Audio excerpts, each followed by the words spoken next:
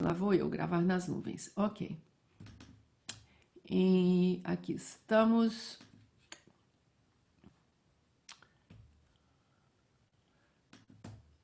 Eu vou ter que tirar vocês que estão tão lindos aqui comigo. E vamos lá. Vocês veem bem? Se alguém Sim. quiser. Sim, Ok, maravilha. Então, o tema de hoje é inteligência intuitiva e eu coloco essa questão, eu acho que é importante frisar que não é um tipo de adivinhação, é um tipo de inteligência e, portanto, está intimamente relacionada à maneira como nós colocamos o mundo para dentro e como nós processamos o mundo e devolvemos o nosso processamento aí para o mundo. Então, é isso que nós vamos falar hoje e eu gostaria de levá-los. Nós não poderíamos falar de intuição sem falar do dia em que o mundo mudou. E o dia que o mundo mudou para a nossa geração foi esse ano, logo no início do ano, com a Covid-19. Então, a Covid-19, eu costumo dizer isso, esse ano eu já falei disso inúmeras vezes em aulas que eu dei por aí, que ela é um marco existencial do século XXI. O século XXI talvez tenha entrado no calendário, como diz lá em Uberlândia, de onde eu sou, na folhinha, mas ele não tinha entrado existencialmente no na nossa realidade até que há essa virada completa da forma com que nós entendíamos a vida antes daquele primeiro paciente em Wuhan, na China, apresentar os sintomas de Covid-19 e ele finalmente ser anunciado para o mundo que nós estamos diante de uma pandemia. E por que eu trago o tema da pandemia? Porque o tema da pandemia, a pandemia inaugura um novo século, de fato, mas inaugura de uma maneira que não é muito não é muito uma festa, é muito mais um grande desafio. E esse grande desafio, ele impôs muitas limitações a inúmeras pessoas, e é justamente quando o ser humano está sob risco e ameaça, quando ele está sob intenso cerceamento daquilo de como ele existiu até agora, é nesse momento em que nós podemos decidir que tipo de inteligência nós vamos usar. Nós vamos usar a nossa inteligência instintiva ou nós vamos usar a nossa inteligência intuitiva. Então eu quero relatar para vocês um pouquinho o que significa esse momento desse novo mundo, desse século que se instala. Então eu quero traçar três elementos para poder chegar no tema da intuição. Então, de um ponto, se vocês entenderem que nós estamos falando de um ponto mínimo, ridículo quase, lá em Wuhan, que nós provavelmente nem sabíamos onde ficava, tem um ponto de inflexão e daquele ponto de inflexão a gente tem uma cascata de consequências. Isso na teoria dos sistemas é chamado de choque sistêmico. Então nós temos um ponto que, ao desabrochar, ele tem o potencial interno imenso de fazer com que uma cascata de eventos tome curso, e essa cascata de evento ela cria e gera forças que se chocam ao mesmo tempo, provocam mudanças muito rápidas e de alcance sem precedentes. Isso é o que a gente chama, opa, tem uma coisa aqui, não sei, não fui eu que fiz, mas tudo bem. Isso é o que a gente chama de choque sistêmico. Então, num choque sistêmico, nós requeremos para nossa sobrevivência boa um alto grau de adaptação ou de adaptabilidade. E o alto grau de adaptabilidade acontece no ser humano sem dúvida alguma quando ele é capaz de usar a inteligência intuitiva. Então eu quero falar um pouco disso, mas antes eu vou ainda traçar mais 4 elementos que mapeiam um pouco a realidade como a gente vive hoje. Então, nós já sabemos, isso já virou um pouco quase que moda, mainstream, dito por aí, que nós nunca mais voltaremos a ser o que nós éramos antes. Então, isso é uma verdade, não há formas conhecidas agora Ou seja, formas do passado que nós podemos importar e colocá-las em curso no momento agora. Isso não existe mais. Esse princípio básico da resiliência, que é eu voltar a uma forma anterior, cedendo à pressão para eu sobreviver, não é o mecanismo que está em ação nesse momento para nós no mundo todo, e não é um mecanismo que está em ação em qualquer choque sistêmico. Não é o mecanismo da resiliência. Ele não é suficiente. Então, nós vamos falar disso daqui a pouco. Outra característica dos tempos é que eu tenho que mudar, vocês têm que mudar com tudo que constantemente muda. Então, não é como há tempos atrás, provavelmente no início desse século XXI, quando muitas coisas novas se instalaram, especialmente dentro do fenômeno da informação, da disponibilidade da informação, da avalanche de informação, eu ainda assim tinha tempo de pegar uma notícia desafiadora e processá-la e me adaptar a ela com o tempo e mudar de acordo com o meu próprio tempo. Isso agora é bem diferente. Eu tenho que mudar com tudo que muda ao mesmo tempo. Então é mais ou menos aquela ideia de eu entrar num trem que já saiu de uma estação. Eu vou subir nesse trem com ele andando. Essa é uma característica dos tempos agora. Se antes nós achávamos que o tempo estava ficando escasso, agora ele praticamente não existe para a adaptação. Eu chamo bastante a atenção de vocês aqui, turma, porque se vocês forem estudar sobre as espécies que já viveram no planeta Terra, em todos esses bilhões de anos que o planeta Terra existe, de todas aquelas que sobreviveram e que estiveram nesse planeta por um tempo infinitamente maior que o da espécie humana, 99% delas já desapareceram. Então, nós somos uma espécie muito recente no firmamento evolutivo e nós não estamos confirmados nesse firmamento evolutivo. Muito se passa e se passará até que a gente se coloque garantidos nesse processo evolutivo. Então, esse mudar com tudo que muda é crucial para a nossa sobrevivência, enquanto, inclusive, espécie, ao nosso processo de adaptação. Quarto elemento é que, embora dramático o choque sistêmico, embora dramático essas forças que colidem e que realmente provocam uma mudança tectônica, as placas todas se deslocam, embora tudo isso muito doloroso e ameaçador, mas isso faz com que haja uma renovação muito grande de sistemas frágeis e antiquados. Então, é a chance que nós temos de rever uma série de coisas. E essa revisão não é só pessoal, porque o evento que nós vivemos e que inaugura esse século, de fato, não é um evento localizado, ele é pandêmico, ele é sistêmico, ele é geral. Então, nós vamos passar por renovações muito incríveis e muitas coisas antiquadas e que estão aí de modo muito frágil, elas tendem a desaparecer. E vai ser necessário que nós, seres humanos, que conseguimos alcançar a inteligência intuitiva, de nós depende muito desses processos de renovação. Então, há caos, não tem como negar, há caos. Mas esse risco sistêmico que provoca uma pergunta, eu vou sobreviver ou não?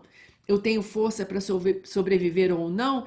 Ele é exatamente aquele que pode trazer mudanças sistêmicas. Então, nós estamos falando de um lugar extremamente rico. Nós estamos falando de um lugar na nossa evolução como espécie em que se coloca para nós agora a grande possibilidade de um salto. E um salto de valor, um salto de perspectiva e um salto, inclusive, evolutivo. Então, isso é o que significa tudo isso. E é claro que o caos não é igual para todo mundo. Então, essa pressão que nós estamos vivendo, ela se apresenta, ela é uma, e ela toma proporções diferentes, variando de pessoas para pessoas. E isso que a Nova Marita estava dizendo antes é crucial. Como eu me coloco em relação a mim mesma é fundamental para qualificar como é que eu enfrento um momento do caos, né? Então, vamos entender isso um pouquinho. Nós já sabemos, por teorias de sociologia, da teoria própria da física, que o melhor lugar de se estar quando você tem um grande tumulto é no centro dele, é no ventre dele. Então, o melhor lugar de nós estarmos quando há uma mudança sistêmica que invoca muito caos é estar no ventre do caos. O que eu quero dizer com isso? Eu quero simplesmente dizer com isso que aqueles que negam, os negacionistas, são os primeiros a não compreenderem a qualidade da possibilidade de mudança que nós estamos nos colocando, que está sendo colocada de frente aos nossos olhos, à nossa volta, dentro de nós, e justamente quanto mais nós negarmos a realidade, seja ela qual for, seja ela o caos, quão dolorido for, e menos abertos nós estamos para abraçar essa onda de caos que traz toda uma transformação, maior vai ser a nossa ilusão de controle. Então, nós conhecemos muito bem o que nós estamos vivendo no Brasil, que é uma situação quase esquizofrênica, onde você tem um governo federal absolutamente negando uma realidade da pandemia e uma série de pessoas e instituições tentando se colocar e tentando sobreviver em meio a essa divergência, essa dicotomia, esse afastamento. Então, não é à toa em que nós estamos cada vez vendo os nossos índices piorarem mais ainda, porque justamente isso é o que acontece. Quanto mais você negar que nós estamos numa realidade e ela é desafiadora e caótica, menos nós teremos instrumentos em mãos para poder transformá-la atravessando por ela. Então, esse é um exemplo excelente para vocês entenderem que negar qualquer viés caótico de transformação que nos toma é uma maneira muito segura de nós perdermos o controle da situação, embora nós imaginemos que a gente tenha um controle sobre ela, que nada mais é do que uma ilusão. Então, se você não está diretamente abraçando o desafio da realidade, seja ela como for, ou seja, esse desafio como for, o que vai acontecer é que você desaparece como pessoa. Você desaparece do seu próprio centro. Você perde contato com as forças internas suas que te dariam, por uma garantia dessa inteligência de sobrevivência, as condições de atravessar tudo e ganhar um conhecimento de como atravessar essa onda de caos. Então, não adianta negar. Mas, atravessando esse caos, a gente precisa, e é muito sensato que a gente se pergunte quanto de caos eu posso administrar. Porque não é verdade só porque há um desafio e que eu devo enfiar minha cabeça no caos sem, inclusive, conversar comigo mesmo para saber o que eu preciso para atravessar. Então, eu traço aqui dois elementos importantes. É que, primeiro, cada um vê o caos como pode. Então, como cada um vê o caos é um elemento importante. Se eu fui treinada, e aí no Kundalini Yoga, esse é o nosso treinamento. Nós somos treinados para ver no desafio, inclusive a gente ensina que em cada desafio ou em cada bloqueio, há exatamente no desafio e no bloqueio uma porta. Então nós somos treinados a não desviar daquele desafio que está se apresentando para nós. Mas nem todas as pessoas são treinadas da mesma maneira. Então, quando a pessoa não é treinada a ver no bloqueio a passagem, ela tende a deixar que o bloqueio ou o desafio fique muito maior do que ela. Então, é muito importante que essa pessoa encontre uma âncora. Encontrar uma âncora ou buscar uma âncora não é fugir, não é negar, mas é de alguma maneira, e hoje nós não falaremos sobre âncora, lamento, mas não é o tema, mas se um dia vocês estiverem interessados, eu com muita alegria posso falar com vocês sobre isso. Âncora é algo que você tem de concreto, onde você reserva um tempo para se organizar na mudança, mudando. Não impede que você esteja mudando, mas é um amparo que você tem, que pode ser de ordem psíquica, de ordem física, de ordem material, para que você possa, de novo, descer correnteza abaixo. Então, nada de nenhum aspecto que eu acabo de falar pode ser resumido em coragem de enfrentar o caos, porque olhem bem, o antídoto para esse medo que a gente pode ter para enfrentar a dificuldade não é a coragem. O antídoto desse medo é a aceitação. Como diz aí o Jim Detmer, do projeto Conhecimento. Vale a pena vocês conhecerem esse projeto, The Knowledge Project. Então, nós sabemos que aquelas pessoas que usam a inteligência intuitiva e a usam bem e sobrevivem e vivem bem em momentos de grande desafio, elas fizeram o que elas tinham que fazer a despeito do medo. Então, não é esperar que a gente não tenha mais medo para fazer. Se nós formos esperar não ter mais medo de fazer, provavelmente nós não faremos. Então, o medo é uma emoção primal humana que vai simplesmente nos informar que há desafios. Mas coragem, se nós formos esperar a coragem chegar, muitos de nós não atravessa. E é justamente o que está acontecendo. Então, o antídoto para o medo é você não negar. É a aceitação da realidade como ela é. Isso é muito importante, porque isso libera você do ponto de vista neurológico para encontrar a realidade exatamente como a realidade é. Você não vai cair na realidade não conhecendo ela ou desconhecendo os riscos que ali estão sendo colocados.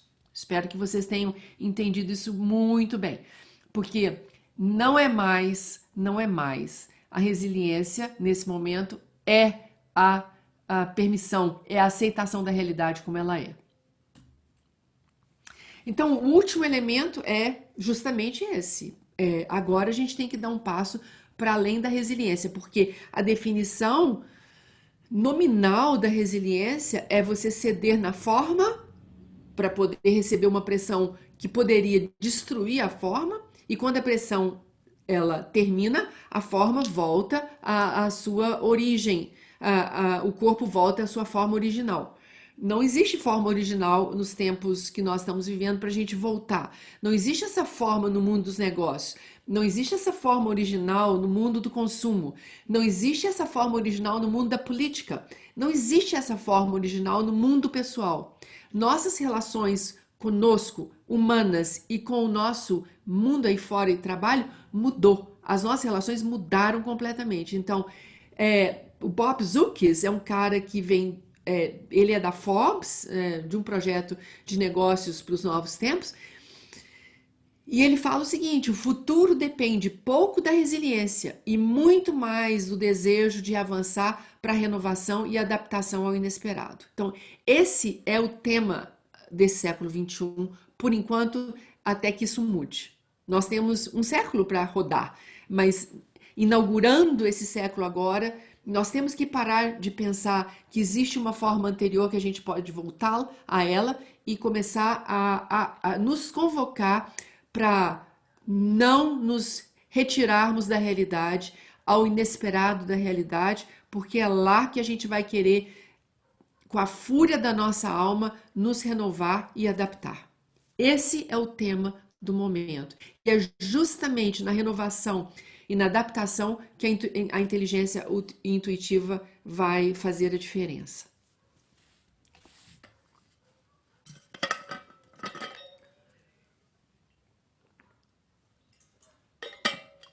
Então, eu coloquei aqui um boletim, tem um erro aí, esse boletim é de 2017, dezembro de 2017, não 19. É um boletim da Organização Mundial de Saúde, onde ela diz o seguinte, dizia naquela época, e ela acaba de soltar um novo boletim confirmando isso, em relação, inclusive, à pandemia. Então, ela diz que 70% da população, esse boletim diz, 70% da população mundial morre de doenças não comunicáveis. Doenças não comunicáveis são aquelas que antigamente a gente dizia que eu não contagio o outro. Mas a gente está agora numa pandemia, tá certo? Uma pandemia onde ela é uma doença comunicável. Então, o que a OMS acaba de dizer é que as pessoas muito susceptíveis a morrerem de doenças não comunicáveis, que são o sofrimento mental, o Alzheimer, o câncer, doenças pulmonares, elas são aquelas primeiras a sucumbirem nas doenças comunicáveis, como a pandemia do Covid-19. Então, a doença não comunicável são as doenças que estavam matando a população mundial e que continuará matando a população mundial. Essas são doenças que não são doenças que estão ligadas a um patógeno em específico. Essas são doenças que a causa delas é o nosso estilo de vida. Isso é uma ótima notícia, mas é uma péssima notícia ao mesmo tempo. Por quê? Porque sendo a causa o nosso estilo de vida, depende única e exclusivamente quase da responsabilidade que nós vamos olhar para nós mesmos para assumir um estilo de vida compatível à saúde que eu gostaria de ter. Então, mudar estilo de vida é algo bastante difícil para o ser humano. Nós somos muito habituais.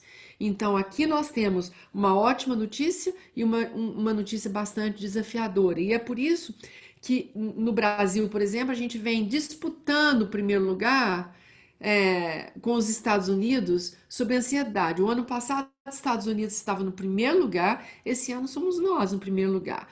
Os Estados Unidos está agora no primeiro lugar da pandemia do Covid e nós somos o segundo lugar. Então, de alguma maneira, nós temos um atavismo ali que ainda nós iremos compreender melhor. E no Brasil, nós somos o quinto em depressão do mundo. Atualmente, nós somos o primeiro país em ansiedade do mundo. E a taxa de suicídio só cresce quando nós temos associado ansiedade e depressão.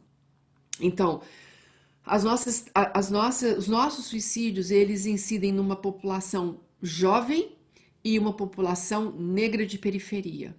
Nós precisamos mudar isso desesperadamente. E é aí que o Kundalini Yoga acaba realmente abraçando muito esses programas, esse serviço que a gente faz, porque esse é o nosso objeto de trabalho, é ajudar as pessoas a mudarem o seu estilo de vida e viverem de uma forma melhor.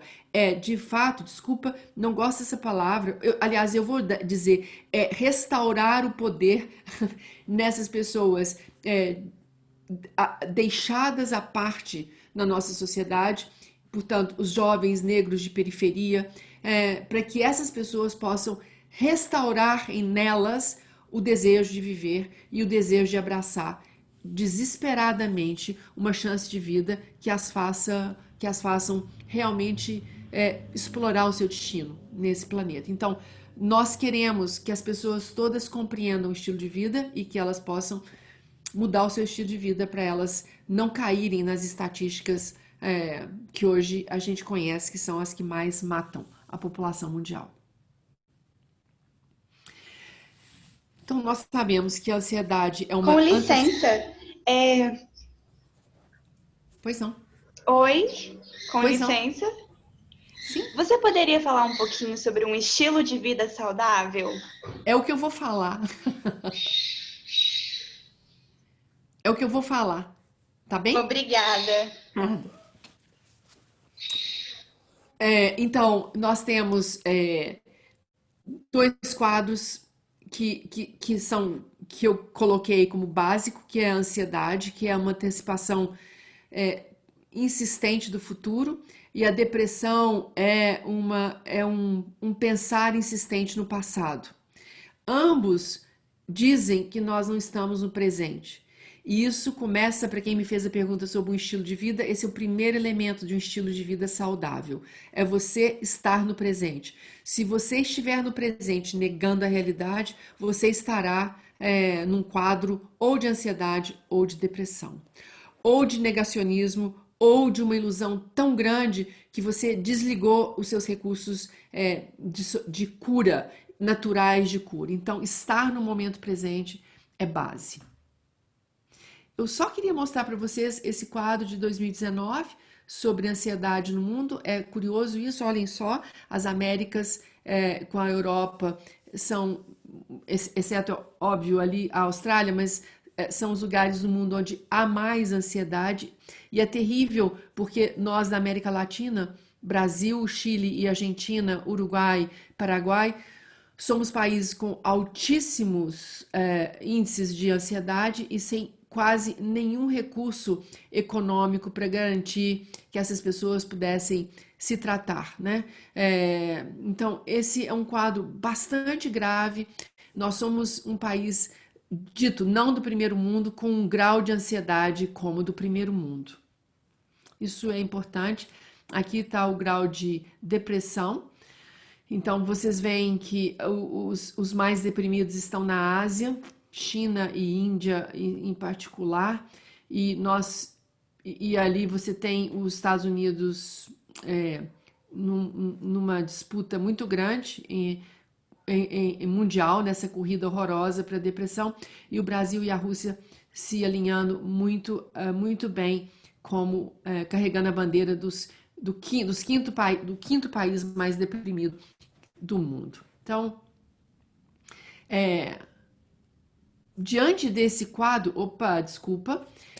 eu gostaria de mostrar para vocês que as pessoas naturalmente buscam ajuda.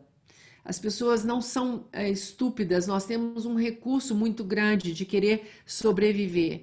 E aqui é uma estatística do Instituto de Saúde Nacional dos Estados Unidos, em 2019, que ele mostrava de todas as formas de ajuda, especialmente ligadas ao sistema mente-corpo, das práticas mente-corpo, qual aquelas que estavam disponíveis. Então, vocês veem acupuntura, guided imagery, que é um tipo de meditação transcendental, relaxamento, massagem e yoga. Então, olha o que acontece a partir de 2007. Todas essas aqui diminuem e as pessoas buscam loucamente o yoga. Então, o yoga deve ter alguma coisa para oferecer a essas pessoas para restaurar a saúde e o conforto mental delas, restaurar de algum modo o estilo de vida. E foi isso que um protocolo da Faculdade de Medicina de Freiburg fez.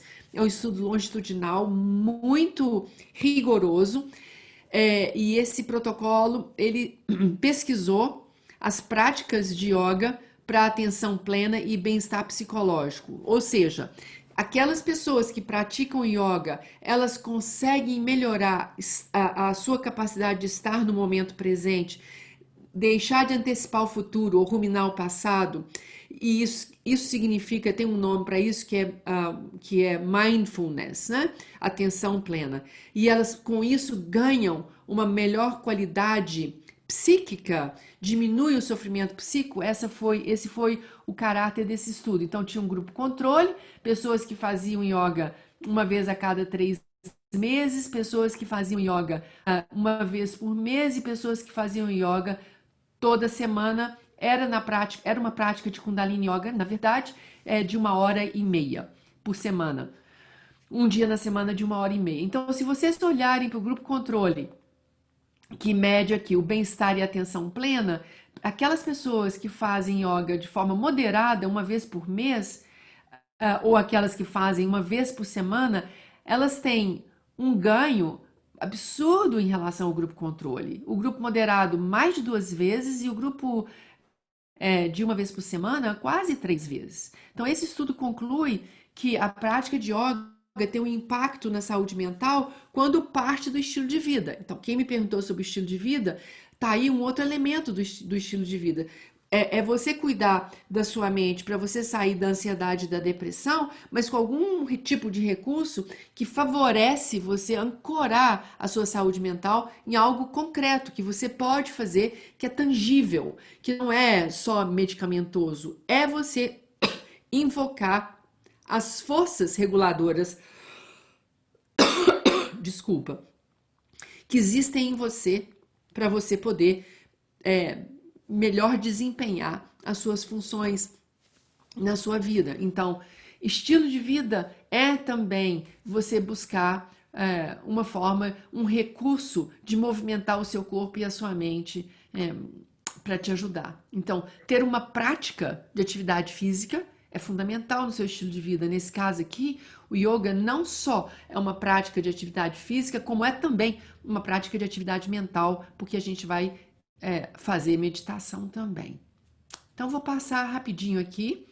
É só para vocês verem que aí, então, começou a se pesquisar. Essa é uma meta-análise sobre a prática de yoga como terapia, uma terapia associada às práticas convencionais da medicina, como terapia corpo e mente. Então, a partir de 2003, nós temos um aumento muito grande das publicações de yoga como terapia. Publicações de toda sorte, de boa qualidade ou não, mas essas pontilhadas aqui embaixo são publicações de grande acuidade técnica, de duplo cego, grupo controle, enfim. As pesquisas têm aumentado no mundo da yoga como terapia auxiliar para a saúde mental e a saúde geral.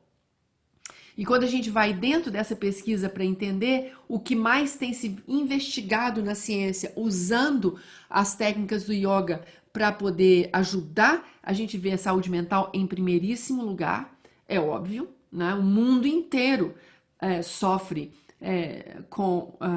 há um sofrimento mental mundial, há um sofrimento mental intenso quando a gente está diante de choque sistêmico, como é agora. Depois a gente tem doenças cardíacas, doenças pulmonares.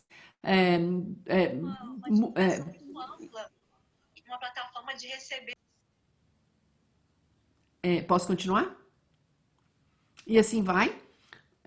Então, eu chamo a atenção só da saúde mental, que ela é a mais investigada, e depois doenças cardíacas. E aqui eu gosto de mostrar esse slide porque mostra os 12 minutos que mudaram a neurologia. Isso é a Kirtan cria do Kundalini Yoga, então essa é uma pesquisa relativamente antiga, aliás, muito antiga, ela é de 2009, foi publicada em 2009, mas ela é impactante até hoje. Esse trabalho ele faz parte hoje dos protocolos de prevenção e de tratamento de Alzheimer nas grandes universidades americanas. Então são 12 minutos de uma meditação, de um trabalho de Kundalini Yoga, 12 minutos. E aqui vocês veem por imagem o cérebro antes e depois desses 12 minutos de uma pessoa que nunca tinha feito isso na vida. Então, assim, não é um praticante antigo, são uma exposição a 12 minutos a essa prática.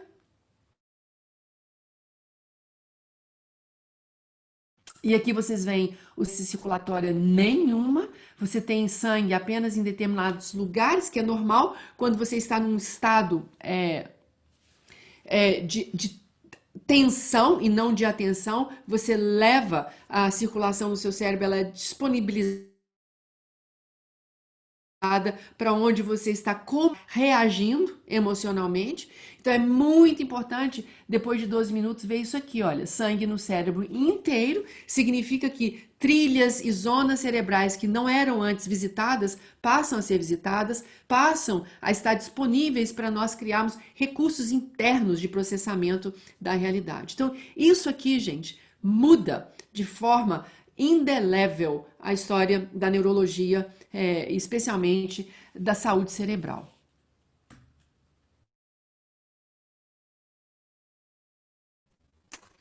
Eu em aula para vocês, aqui estão os 4 últimos trabalhos que eu acho importantes do Kundalini Yoga na área de doença mental e de saúde mental. O último agora publicado pelo Jacobian, que é o nosso colega querido do Hospital de São Paulo, do Sírio-Libanês, e ele tem esse trabalho incrível trabalhando Kundalini Yoga com toque.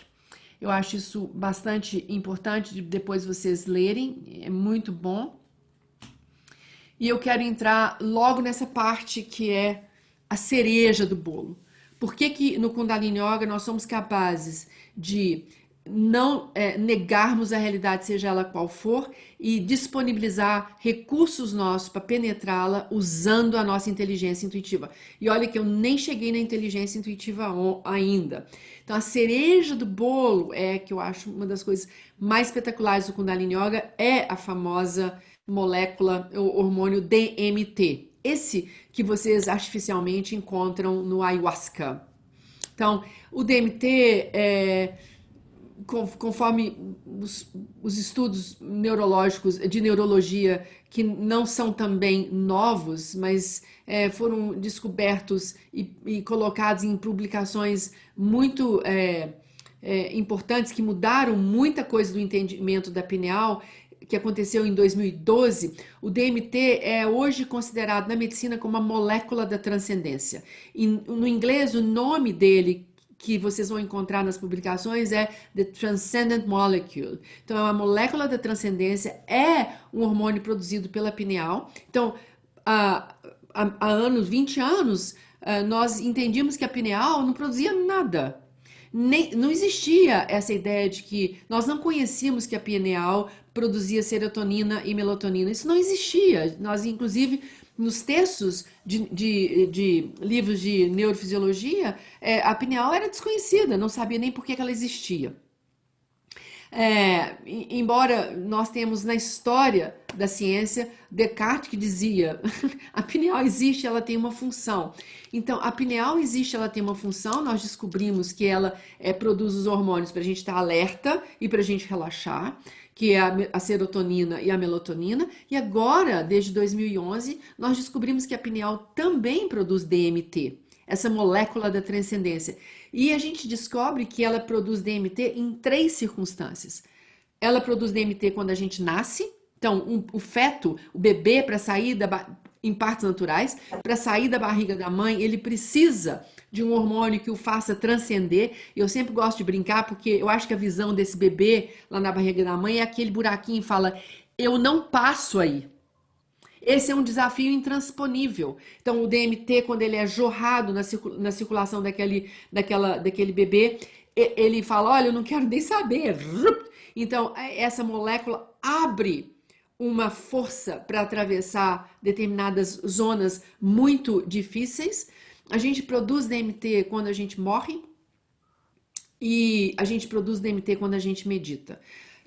Quase que todas as meditações do Kundalini Yoga levam à produção de DMT. Então, eu acho isso muito impressionante, porque é justamente o DMT, que é essa molécula da transcendência, que nos faz. 2 coisas ela garante pra gente. Primeiro, não nos colocarmos menor do que o desafio. Essa molécula do DMT nos faz nós nos colocamos acima do desafio. Então, quando a gente se coloca acima do desafio, nós aumentamos a nossa visão radial. Portanto, a gente aumenta a possibilidade de compreender a realidade e de não negar a realidade. E ela nos dá também uma condição interna de atravessar o desafio com aquele conhecimento quase que cilíndrico que nós adquirimos ao visitar a realidade nos seus vários aspectos. Então, isso é bastante importante. E aqui está um outro elemento do estilo de vida. Pessoas que têm um estilo de vida que as impedem de produzir DMT são pessoas que vivem um estilo de vida desfavorável à sua própria sobrevivência. Então, falar sobre estilo de vida não é falar só de alimentação.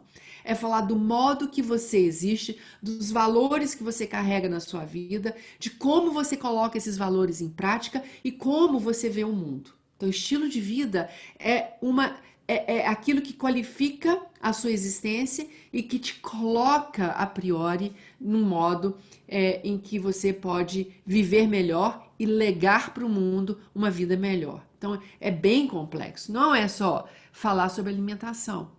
Então, vamos à frente. Como é que o Kundalini Yoga faz isso? Eu acho que vocês devem estar se perguntando, caramba, como assim? E ele faz isso assim, ó. Então, vocês devem saber o que é isso, o pessoal da área de saúde conhece. Esse é o homúnculo de Penfield. E é um homúnculo de Penfield estilizado, claro. E o Penfield foi uma pessoa na ciência no século no início do século XX, que mostrou, que estudou na primeira metade do século XX, ele coloca o cérebro, ele estuda o cérebro e vê quais partes do nosso corpo tem mais representação neuronal, neurológica, neural no cérebro. E olha o que a gente descobre pelo homúnculo de Penfield, que aquilo que mais está representado no cérebro, digamos assim, de uma forma mais simples, é a boca, a língua e as mãos. Então, a nossa boca, a nossa língua e as nossas mãos, elas são gigantes.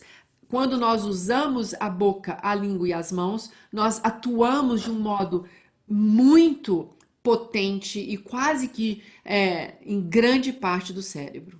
Então, nós no Kundalini Yoga usamos demais isso. Então, todas as nossas práticas, elas utilizam a mão, elas utilizam a boca e a língua e elas estimulam esses pontos de meridianos que tem na boca para nós podermos fazer um trabalho bem intenso neuroendócrino. Finalmente, gente, cheguei na intuição. Então, é claro e é óbvio que quando nós vamos falar de inteligência intuitiva, nós temos que considerar dois tipos de cérebro nossos que habitam um ser humano. Então, nós temos um cérebro, esse aqui, que habita um ser humano que está no pleno modo de sobrevivência, ou seja, é uma pessoa, é um indivíduo que não interagiu com a realidade, ou porque ele não dá conta, porque a realidade, porque ele está num grau de ansiedade ou de depressão muito grande. Se não for isso, é porque ele nega a realidade de um tal modo que ele precisa fantasiar a sua sobrevivência. Então, nós dizemos que esse cérebro é o cérebro que gera um estresse tóxico. Essa parte do nosso cérebro, que é o lobo frontal, ela se desliga. Quando a gente desliga o lobo frontal, nós sobrevivemos. Esse é o modo de sobrevivência nosso.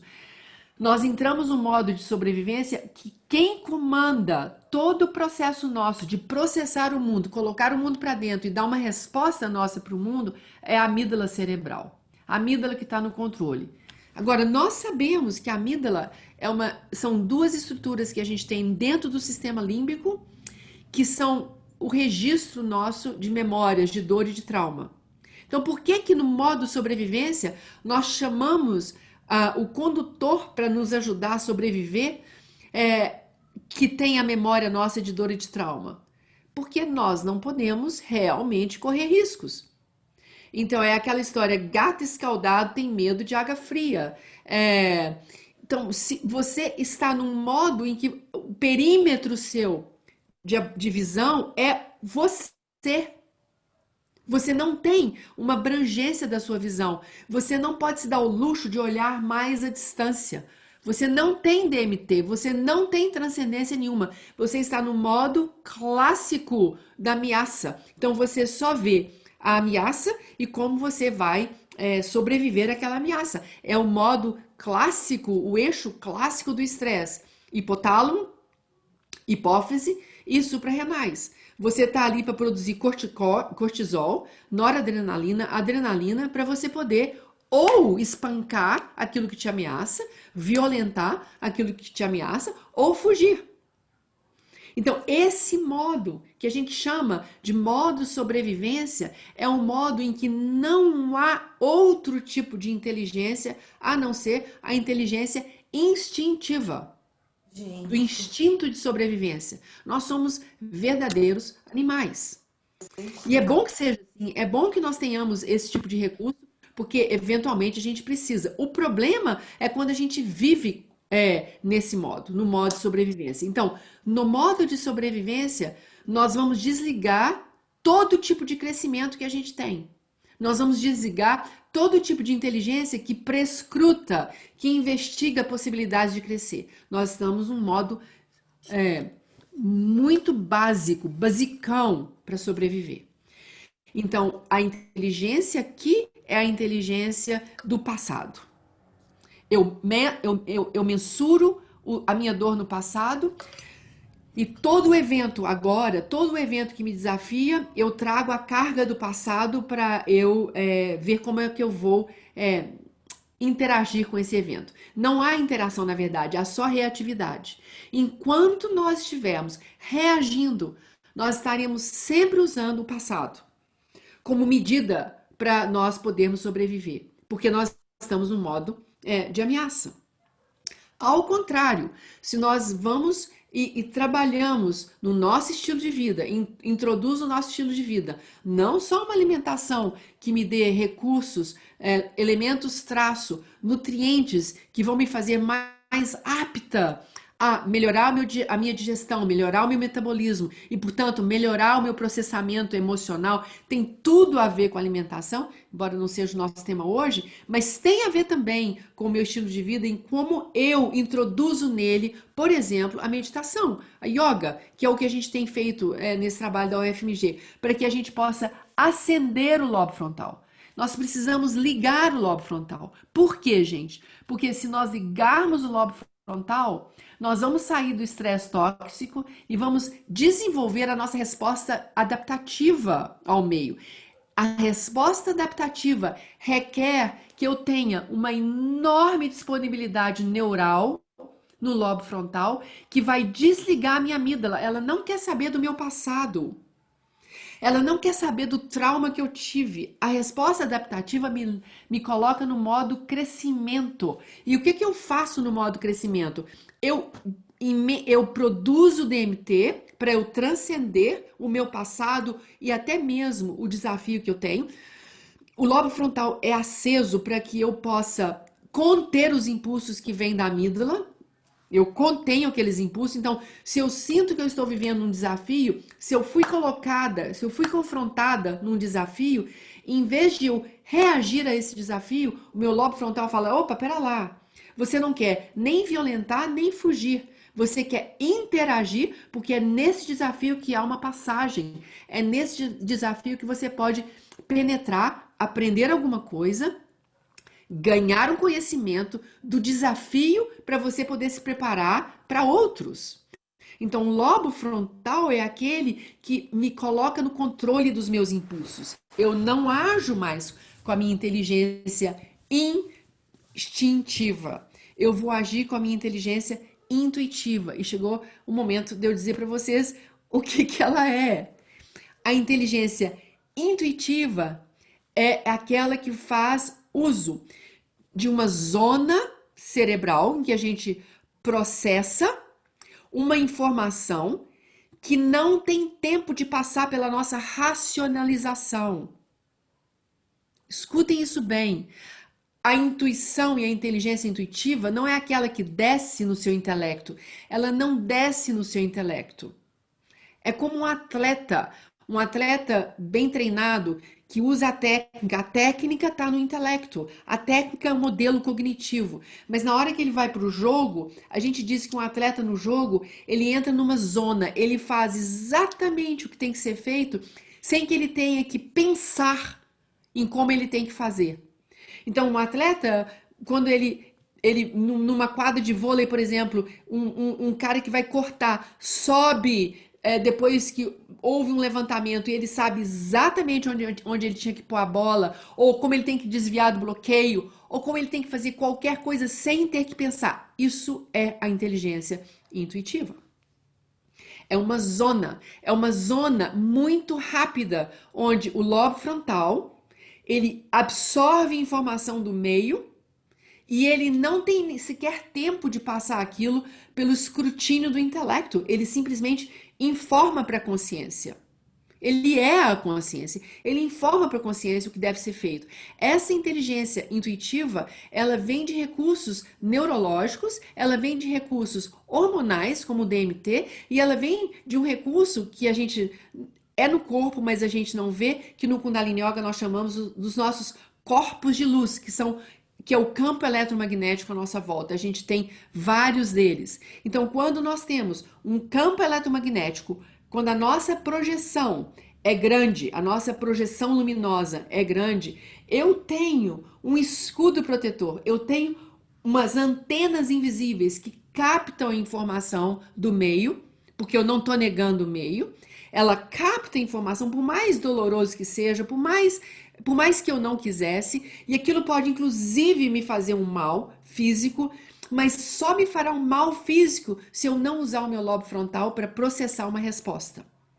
Se eu usar a minha amígdala para processar uma resposta, eu entro no estresse tóxico, eu abandono a inteligência intuitiva, eu entro para a inteligência instintiva e aí eu só reajo em vez de responder. Então, a resposta adaptativa, ela é uma resposta inteligente que vem das estruturas superiores do nosso cérebro e que informam a gente é uma voz que nos diz o que fazer sem que tenha passado pelo nosso intelecto. Isso tudo é neurológico. Isso tudo qualquer um pode desenvolver. Intuição não é uma magia. Intuição não é só para pessoas que se dedicam a uma vida religiosa, isolada, espiritual. Intuição não é nada mais do que um aparato neuroendócrino que cada ser humano tem, que pode ser colocado à disposição, e se ele ainda é capaz de vibrar a sua alma, vibrar a sua identidade mais primal, ela se torna um recurso presente quando a gente precisar. Não precisa nem ter ritual, zero de ritual. É uma presença que flui.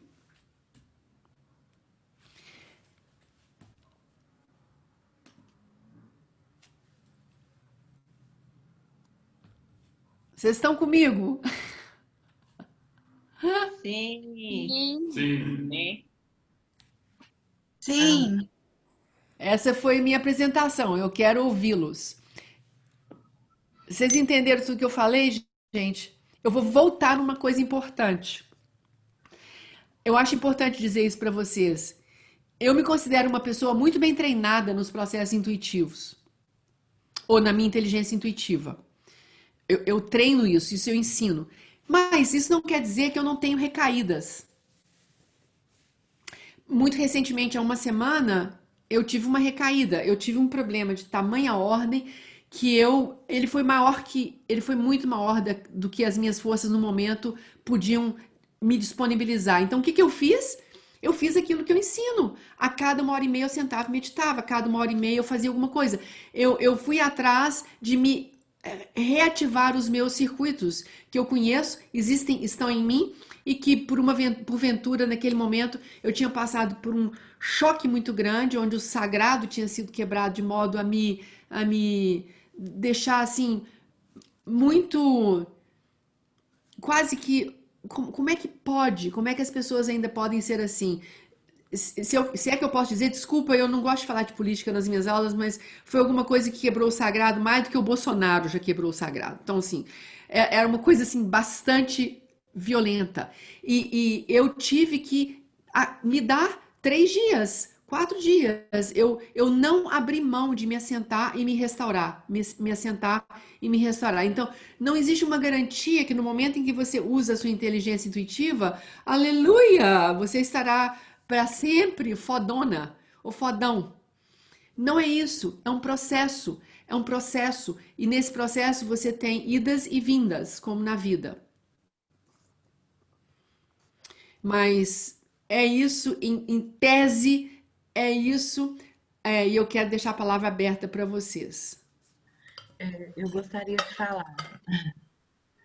Bom dia, meu nome é Solange Godoy, eu sou da Escola de Enfermagem da UFMG, venho trabalhando com a Maria do Carmo já há 15 anos, e agora, principalmente agora, no projeto Adote a Sua Vizinhança, eu coordeno o projeto Teleenfermagem.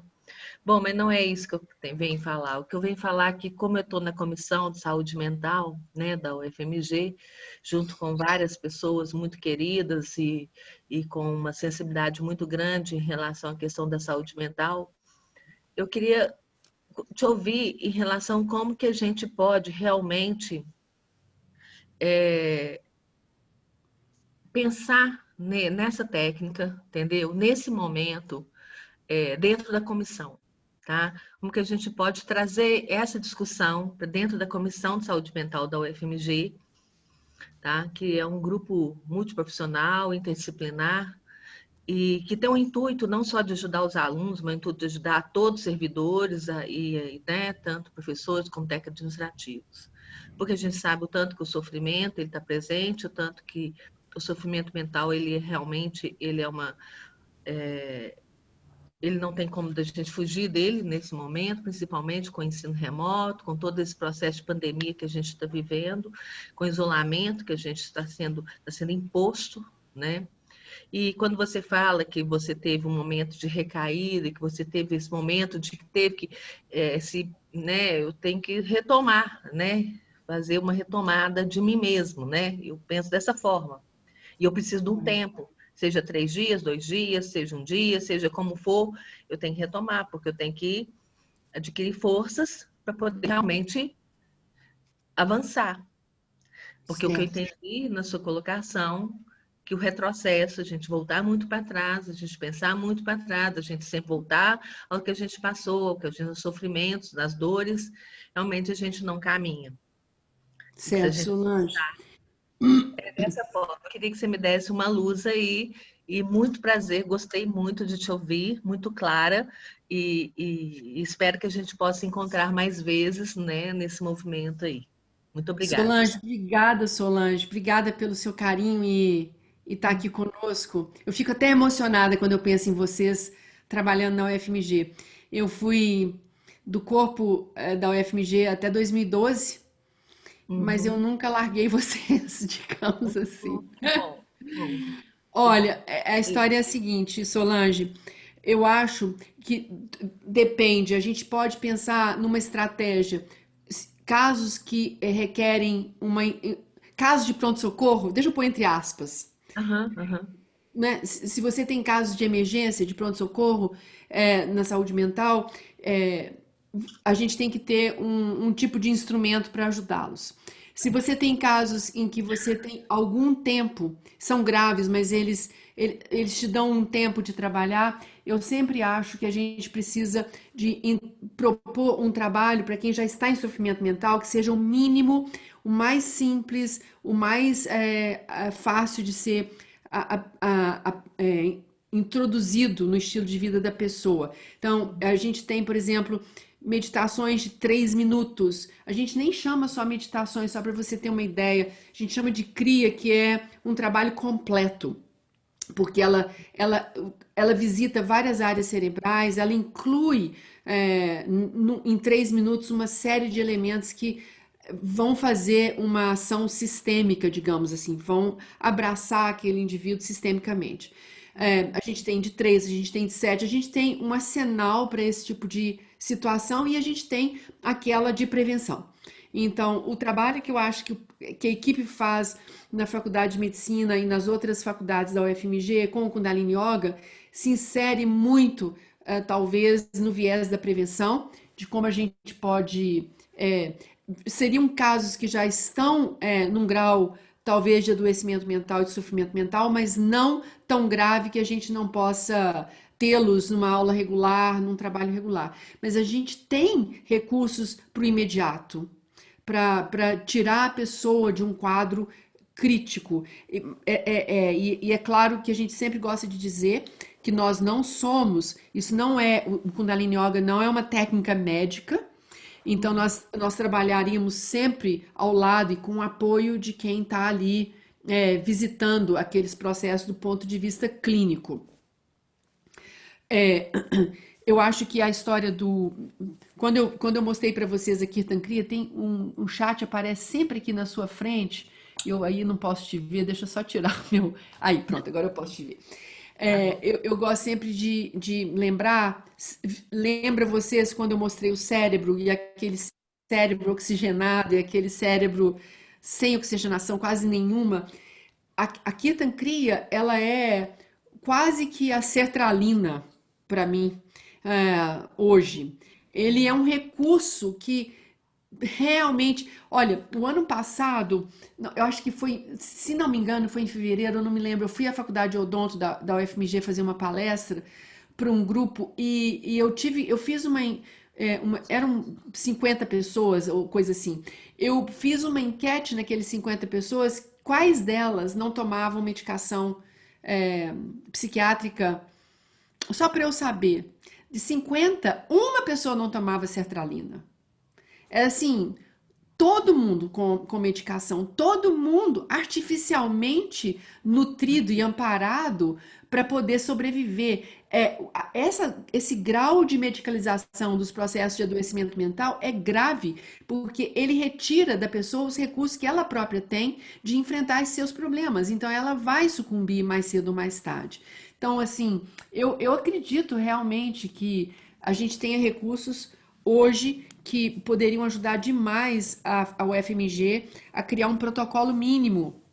E a gente pode treinar. São simples, eles têm que ser simples. Kundalini Yoga é um yoga que não é pra gente malhado e que sabe ficar sobre a cabeça com a perna pra cima. A gente não tem uma única pose no Kundalini Yoga que a pessoa põe a cabeça no chão e levanta as pernas para nenhuma. Então, Kundalini Yoga é pra gente normal, gente que é magro, que é gordo, que é malhado, que não é malhado, gente que é assim, e nós queremos realmente fazer com que isso chegue para quem precise e quem tem que ser simples. Então, se você quiser, a gente pode pegar a equipe, sentar com você e a gente pensar em alguns protocolos, Nós queremos. né? E eu acho que a Guru Solange, Sangat, dá licença. assim, A boa notícia, Solange, é que a gente já está em contato com a Teresa Kurimoto, Tá. da comissão permanente, e a É. gente vai se assentar com a Guru Sangat e vamos ver esses protocolos para apoiá-los. Eu fico feliz de saber. Muito feliz. e sabe, Solange, isso que você falou, eu quis dar o meu depoimento, porque tá vivo, né? Tem uma semana que eu vivi esse negócio. Então, a quebra do sagrado, né? E lembra lá no meu início, quando eu falo o caos se apresenta diferente, como eu vejo o caos e a âncora? Então, ter uma âncora é muito importante. E hoje em dia, a gente sabe que aquilo que mais ajuda as pessoas a processarem os seus problemas, elas terem com quem conversar. Então, ter um grupo, ter uma comunidade é muito importante. Então, hoje, do mundo dos negócios, a faculdade, a UFMG, digamos assim, né, os alunos, até o mundo dos negócios, na casa da gente, a história é que tipo de âncora eu tenho.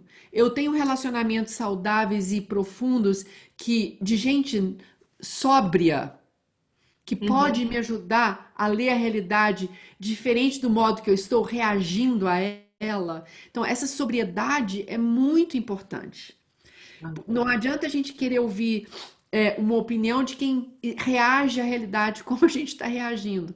Então, Uhum. você poder ter uma voz sensata que te ajuda a subir além do problema e olhar de volta, em volta, é muito importante. Então, essas âncoras, elas estão em vários lugares, elas estão num grupo de pessoas ou num professor que você confia. Essas âncoras estão numa medicação floral que você pode ter. Essas âncoras estão numa alimentação que você vai ter para te dar mais recursos.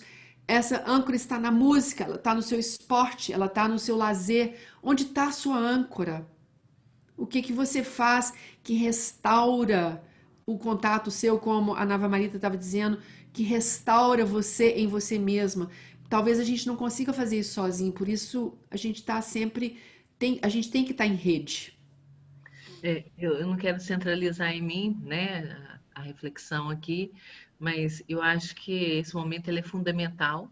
Nós estamos num momento muito triste, né, realmente, que a gente está vivendo nesse país, de todas as formas, né?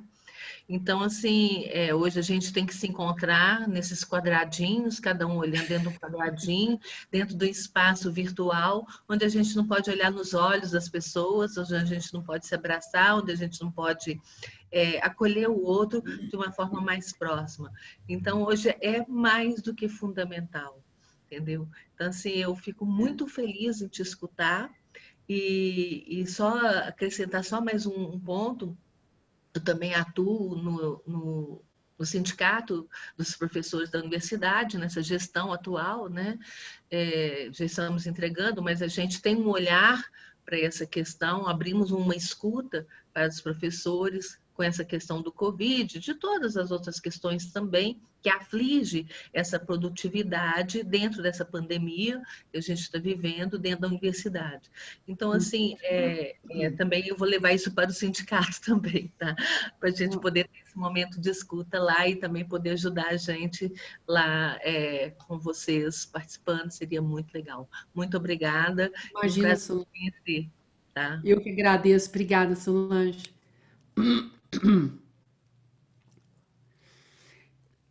E vocês, turma? A gente tem uma galera grande, 75 pessoas aqui. Paulinho. Olá, eu Olá. gostaria de saber a respeito se você vai disponibilizar os artigos. Fiquei muito interessada. Vou disponibilizar tudo. Eu vou mandar um PDF para a equipe e eles mandam para vocês.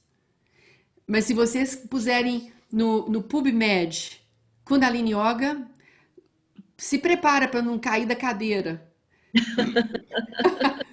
Tem muita coisa publicada. Mas eu vou mandar sim, vou mandar. Obrigada. Bom dia. Vocês estão no mute, né? Se vocês quiserem falar, tem que abrir o microfone para eu poder ouvir vocês. Bom dia, você está me ouvindo? Estou ouvindo muito bem, Andressa? Isso, Andressa, tudo bem? Eu sou aluna do projeto, faz mais ou menos um ano, né? Uhum. E é o seguinte, tá fazendo muito barulho aqui na rua, porque eu moro no centro, mas eu vou tentar falar rapidinho. É o seguinte, eu queria ver se eu entendi a questão do... aquele slide que você mostra os cérebros, né? Quero ver se eu entendi. Existem aí, seria o quê? Existem as pessoas que estão vivendo ali naquele modo de sobrevivência, né? Muito atrelado ao ego, essa questão de viver no automático, né? E aí seria essa questão de gerar esse estresse tóxico. E sem pessoas que não têm conhecimento, não tiveram acesso, de ir atrás dessas âncoras, né? Dessas ferramentas. E o outro cérebro seria essa questão de haver um trabalho, né? De autoconhecimento, de autopercepção, de olhar para si, de um questionamento dos pensamentos, das ações, das ideias. Seria basicamente isso? Não é isso basicamente. Você me deu uma grande chance de falar de novo. Vamos entender isso melhor, Andressa, então? Andressa, você é de qual área? Você diz profissional? Não, assim, você é da UFMG? De qual curso? Isso, eu sou da UFMG, eu estudo pedagogia. Ah, legal, tá bom. Só queria isso. saber. Não, tranquilo. Só porque eu talvez tenha falado uma linguagem muito médica, deixa eu tentar colocar. De novo, a sua pergunta é tão boa, a sua questão é tão importante, porque a gente tem uma chance de explicar melhor. O cérebro do modo sobrevivência é aquele cérebro que todo ser humano entra quando ele está sob estresse. Ponto. Esse estresse, ele pode perdurar mais tempo. Quando ele fica constante, a gente chama isso de estresse tóxico. Então, no estresse, nesse cérebro, no modo de sobrevivência, eu uso os recursos que eu tenho que me apenas garantem a sobrevivência. Então, imagina que isso aqui é uma cobra. Então a cobra aparece para mim, eu falo, nossa, deixa eu olhar a boca da cobra para ver se a boca dela é vertical, losangular, tarará, para ver se ela é venenosa. No modo de sobrevivência, eu não investigo a realidade. Eu falo, cobra! Ou eu pego um pau e bato na cobra, tomara que eu não faça isso, tomara que eu chame alguém para pegar a cobra e jogar no mato, mas eu fujo ou eu violento a cobra, entendeu? Então, no modo de sobrevivência, eu não investigo a realidade, eu não vou atrás de ver, é uma coral ou uma coral falsa, não dá tempo. Esse é o modo sobrevivência. Se eu passo a minha vida no modo sobrevivência, tudo que acontece que me pressiona é mais ou menos isso. Se eu sou completamente dependente do meio. Se o meio está favorável, eu estou ótima. Se o meio está adverso, eu estou péssima. Então, esse é o modo sobrevivência. Se o meio está adverso, eu busco toda a minha história de trauma, toda a minha história de dor e eu reajo ao meio. Então, entendeu o modo sobrevivência, Andressa? Entendi. Agora, no outro modo, o outro modo é um cérebro em que ele tem um desafio, é uma cobra. Eu falo, não, deixa eu tomar uma certa distância dessa cobra. Deixa eu observar o que ela está fazendo. Entende? Você tem um recurso interno de se afastar e entender o problema. Você não está no modo sobrevivência, você está no modo de crescimento. Você quer compreender. Você quer penetrar na realidade com cuidado. Você quer compreender para ver o que você pode fazer. Esse é o modo que a gente chama de modo crescimento. Então é óbvio que agora eu vou fazer você falou alguma coisa que tá certo, não tá de todo errado. Então no modo reativo, no modo de sobrevivência, o ego dita imediatamente o que tem que ser feito, porque corre o risco realmente daquele corpo, daquele ser humano sucumbir. Então o ego conversa com a nossa psique e fala, olha, faz isso. No modo crescimento, a gente tem uma voz também, o ego não escuta apenas os recursos traumáticos e as memórias traumáticas, ele tem uma interação com a nossa consciência, que a gente chama no Kundalini Yoga de alma. Então o ego tem uma interação com a consciência, mas para ter uma interação com a consciência, ele não pode ter uma reatividade. Ele tem que querer interagir. Então o ego nunca sai de cena. Enquanto houver ser humano, enquanto houver corpo físico, o ego está aí. Enquanto houver identidade, o ego está aí. O ego não é a doença em si, ele também é a solução. Então, se o ego se ancora na consciência, eu vou poder olhar para o perigo e dizer, pera lá, deixa eu chamar meus amigos para entender o perigo. Me ajuda a olhar para esse perigo. O que eu posso fazer?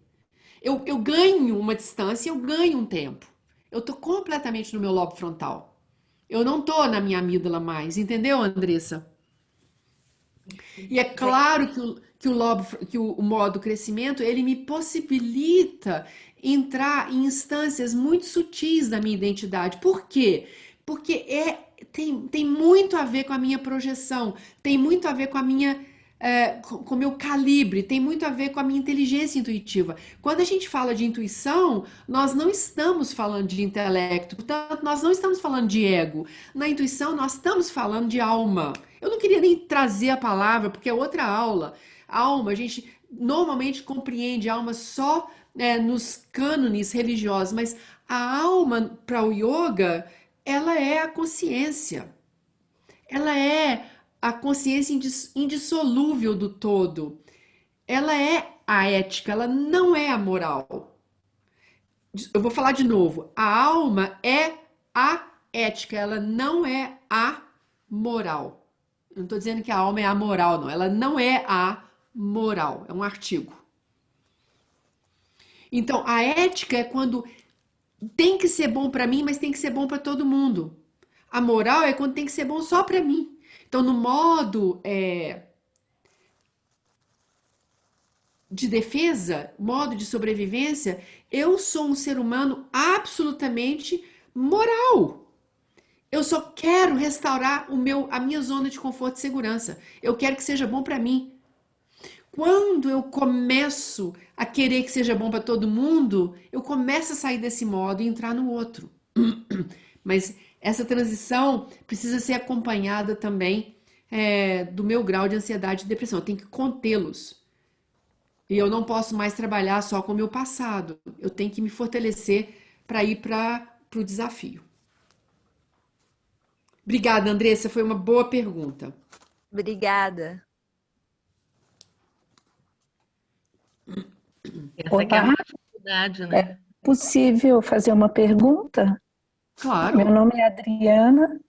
Eu também sou professora da UFMG, queria parabenizá-la pela contribuição numa manhã ensolarada de sábado. E eu gostaria de fazer a seguinte pergunta, para eu poder ter uma compreensão melhor, né? A minha pergunta vai na direção de entender melhor a relação entre o campo eletromagnético e os hormônios nessa inteligência intuitiva, né? Porque você colocou, mas eu fiquei tentando fazer essa interligação.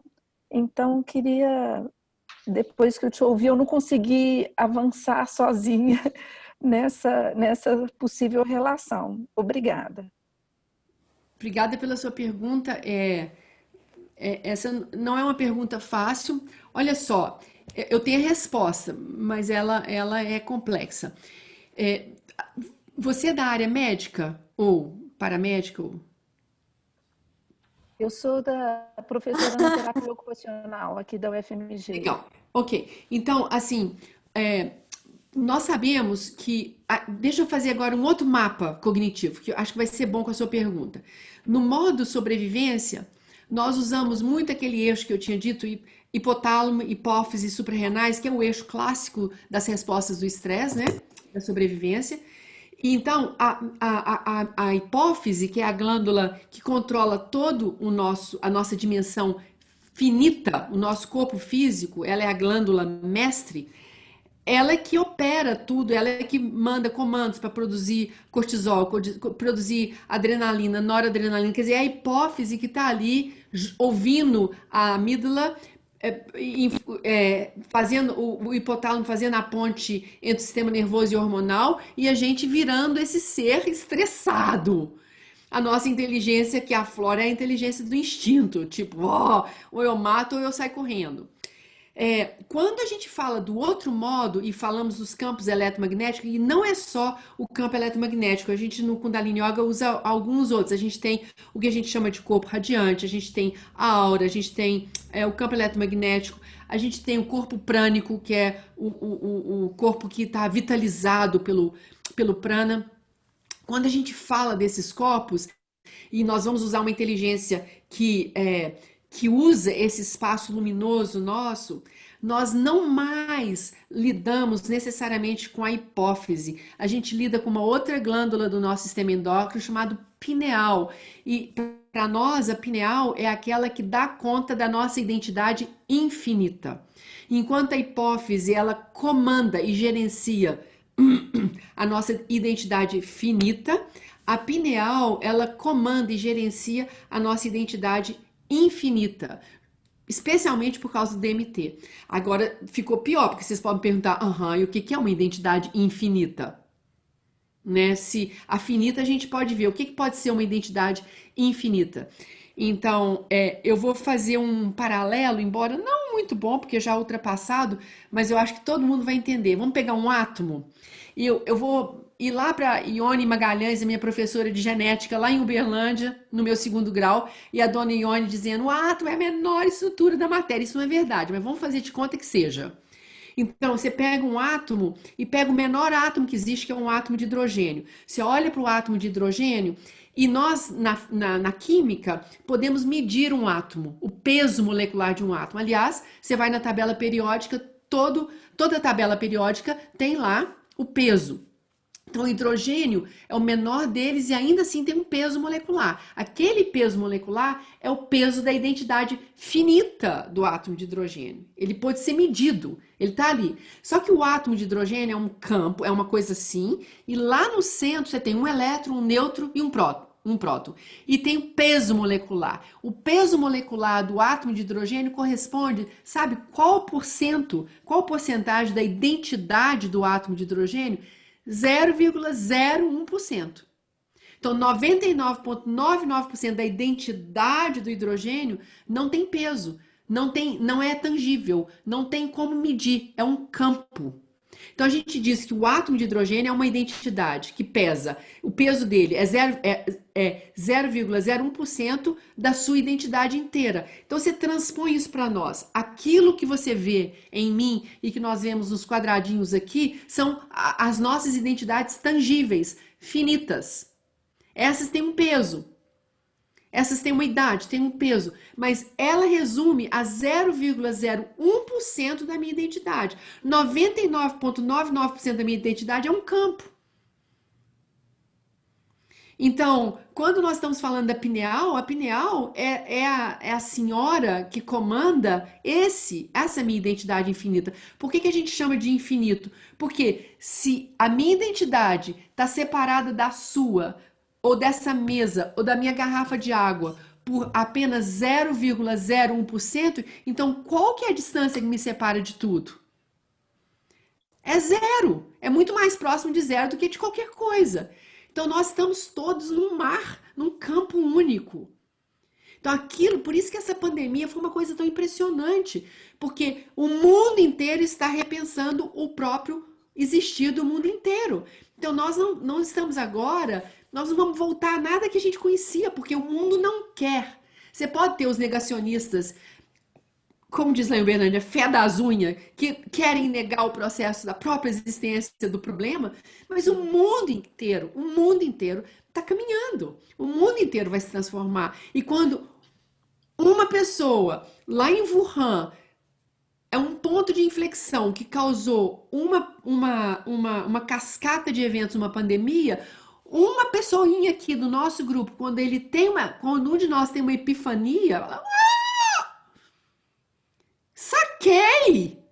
Isso tem um impacto imenso no mundo inteiro. Então nós estamos em rede. Nós somos o sistema. É um sistema inteiro, nós estamos nele. Então, às vezes a gente acha que a nossa ação no mundo é muito limitada, porque não tem como mudar as coisas na velocidade que a gente queria que mudasse, mas a nossa ação coletiva, ela é muito forte. Então, é isso. A história de quem me perguntou sobre a relação hormonal do ponto de vista hormonal, a hipófise vai sempre regular o meu mundo finito e a minha pineal vai sempre regular o meu mundo infinito. Então, eu vou até mandar para vocês um link de um filme desse neurologista que descobriu o DMT. Vale a pena vocês verem esse documentário para ver por que a pineal ela regula a nossa existência invisível, mas ainda nós. A minha identidade invisível. Quero muito. Tá certo. Quero muito esse documentário, por favor. Tá certo. Eu vou mandar. Segunda-feira eu providencio tudo. Professora, posso fazer uma dia. pergunta? Pode, claro. Oh, meu Deus, acho que eu acabei, né? Não sei se de repente eu vou atrapalhar outra pessoa. Primeiro, deixa eu me mostrar em vídeo, porque eu acho muito ruim, péssimo, olhar para outra pessoa só, né? Quando a gente tem aqui a Fernanda, quem está falando. Bom, primeiramente, muito obrigada, né, pela palestra, pela aula, foi incrível. Eu te conheci, na verdade, de um vídeo lá do TRT que você fez sobre Kundalini Yoga, porque eu sou da área de saúde ocupacional. Então, assim como você, eu também sou professora, só que eu sou do ensino técnico profissionalizante, tá? Da enfermagem do trabalho. Tem até uma outra colega aqui também, uma amiga do curso. Bom, eu queria ver se de repente a minha colocação está muito ligada ao que você explicou e trazendo mais para esse lado ocupacional, é o seguinte: além dessas questões de adoecimento mental, como você até mostrou no gráfico, né, da yoga como terapia, eu consigo compreender também que as práticas de Kundalini Yoga, as meditações, enfim, elas também podem favorecer na prevenção das doenças ocupacionais, né? Porque, claro, que os fatores ambientais, eles estimulam muito, né? Então, a pessoa está exposta a um ruído excessivo, ela está exposta a um calor, ela está exposta a agentes químicos, mas acredito também que isso ajudaria nessas questões de diminuir a intensidade desse adoecimento desses trabalhadores. Principalmente dentro daquele gráfico, quando você mostrou se isso influencia nas questões pulmonares e musculares, né? Porque a gente sabe que um dos principais problemas dentro da saúde ocupacional, além do adoecimento mental, são as doenças osteomusculares também. E eu queria que você falasse um pouquinho sobre isso, bem rapidamente, né? Só para a gente ter um embasamento melhor para mostrar aí para a galera do SENAC, que é onde nós damos aula, eu e a professora Pamela. Muito obrigada, Legal. gratidão. Obrigada, Fernanda. Bom te ver. Bom ver sua carinha. Sim, é claro, porque para nós, o Kundalini Yoga, o sistema o sistema músculo-esquelético, ele não se dissocia de nada. Então, quando você tem, por exemplo, uma coraça, quando você tem um corpo engessado. Desculpa, eu não vou falar de coraça, porque nós estamos falando de saúde ocupacional, mas vamos falar de uma pessoa que está, então, viciada numa postura, né? Ela tem uma postura viciante e repetitiva. E aquilo não forma uma coraça do ponto de vista psíquico, mas forma uma coraça física. Então, ela está sempre, você tira ela daquele hábito e ela volta para o hábito. Aquele hábito ou aquela forma dela se posicionar fisicamente tem uma repercussão na psique dela muito grande, tem uma repercussão na vascularização cerebral, tem uma repercussão na vascularização local. Então, é claro que quando você estica, comprime, dobra no Kundalini Yoga, que a gente diz o seguinte: Kundalini Yoga é o yoga dos ângulos e dos triângulos. Então, na medida que você coloca o braço numa determinada posição, a perna numa determinada posição, à medida que você usa a coxa femoral numa determinada posição, você está mobilizando não só informação do ponto de vista circulatório, mas você está mobilizando informações, transgressões psíquicas. Você vai cortando determinados registros psíquicos e liberando aquela pessoa daqueles registros que ela veio fazendo. Então, ser transgressor é bom demais. Nesse sentido, porque você vai transgredir hábitos, você vai transgredir padrões. E no Kundalini Yoga a gente faz isso usando musculatura esquelética, usando sistema nervoso, usando sistema circulatório, usando sistema hormonal, a gente e aí finalmente caindo como consequência no sistema imuno. Porque você não tem como desassociar isso do corpo, né? Nós todos sabemos, assim, o corpo é uma unidade. Ele não se dissocia, então é um sistema também, é uma rede e é claro, e a gente trabalha com um outro elemento, que é o elemento da respiração, que no yoga a gente chama de pranayama, e a respiração faz uma coisa muito importante, porque essas determinadas posturas que a gente assume, elas impedem uma troca uma troca gasosa a nível do pulmão, porque a gente sabe que o pulmão tem a parte inferior dele que tem um resíduo ali que nunca troca. É um resíduo e a troca desse resíduo e a liberação desse CO2 que está ali, ou desses detritos, inclusive metabólicos, que estão ali, é muito importante que isso seja eliminado do corpo.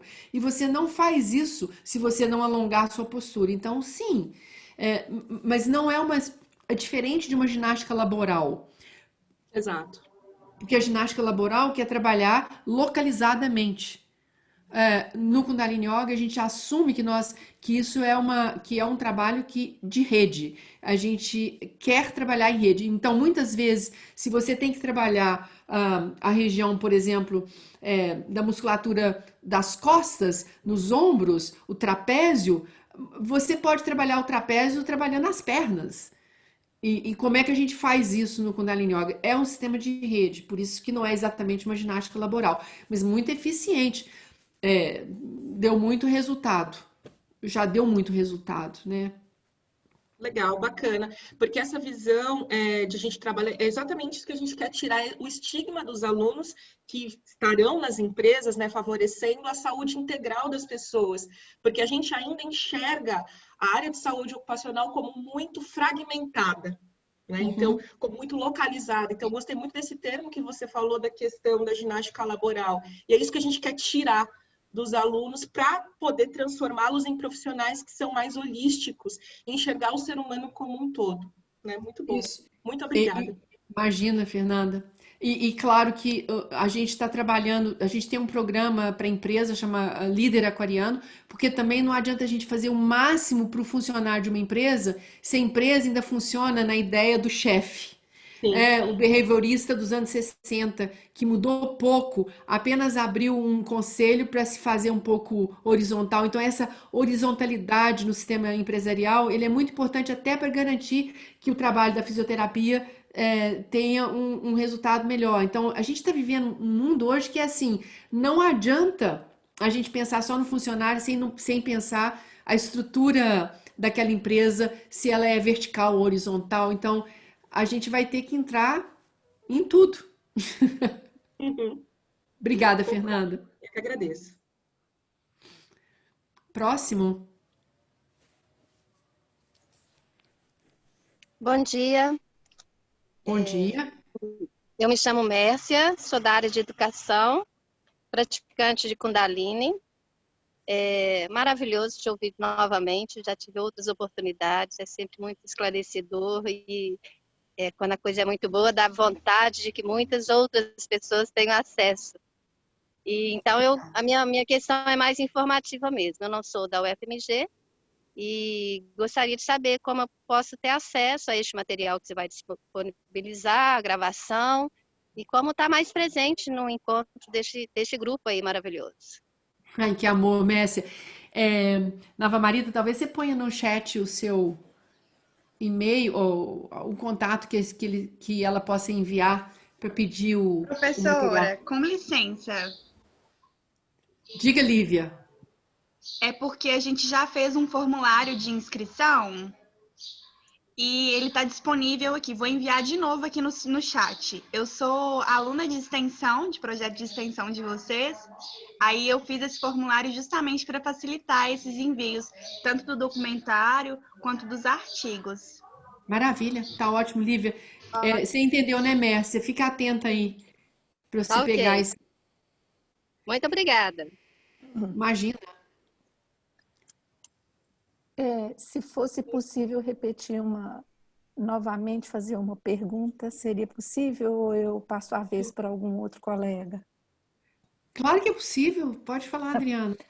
Bem, é porque essa conversa hoje esquenta a cabeça, né?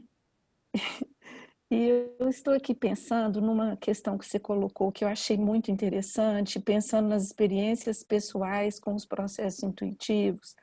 Você fala desse processo onde ele não chega no intelecto, né? E ele não passa pelo intelecto.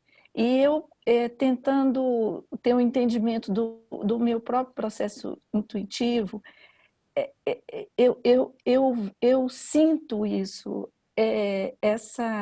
vamos dizer, esse time onde não passou de fato pela minha consciência, né? Então, eu não sei se a gente falaria que tem uma temporalidade, se há um tempo aí, ou é também aliado a uma forma que a gente também não se sucumbe à pressão do intelecto. Assim, eu queria te ouvir isso mais, porque eu percebo isso, mas eu nunca tive a oportunidade de conversar sobre isso, né? E Tá quando certo. você fala que não chega ao intelecto, eu sinto isso, mas eu não sei se eu me autorizo a valorizar esse processo e não deixo o meu intelecto, ou se de fato ele...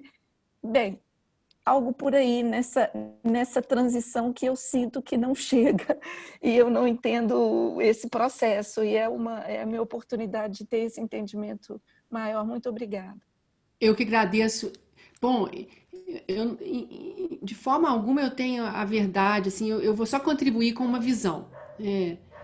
E eu gostaria que os demais aqui, se tivessem visões complementares, por favor, que se coloquem.